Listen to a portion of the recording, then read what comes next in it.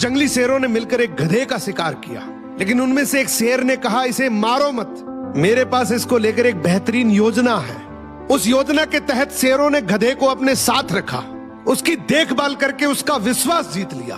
फिर एक दिन उसे वापस गधों के समाज में भेज दिया, पर इस बार वो गधा एक गधे की तरह नहीं, बल्कि वो एक शेर के समान गधों का राजा बनकर वापस आया था, जिसके पीछे सभी शेरों का साथ था। इसलिए बाकी सारे गधे इससे डरने लगे और उसके खिलाफ बोलने से कतराने लगे। अब शेर जब जब उस गधों के झुंड को देखने आते, ये गधा अपने समुदाय के गधे को शेरों को खाने के लिए दे देता।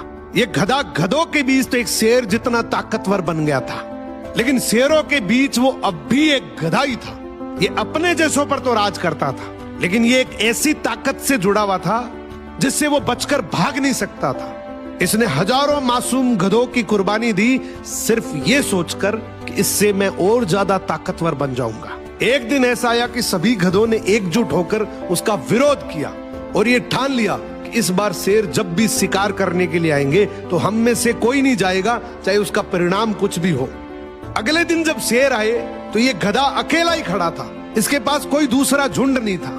तो गधे ने शेरों से विनम्रता से कहा कि देखो साहब, मेरा खौफ अब खत्म हो गया, मेरी कोई बात नहीं मान रहा अब। तो शेरों ने डिसाइड किया कि चलो अब तू किसी काम का नहीं है तो तू ही साथ चल ले, आज का हमारा भोजन तू ही बनेगा। इस तरीके से आखिर में इस गधे का भी शिकार हो गया।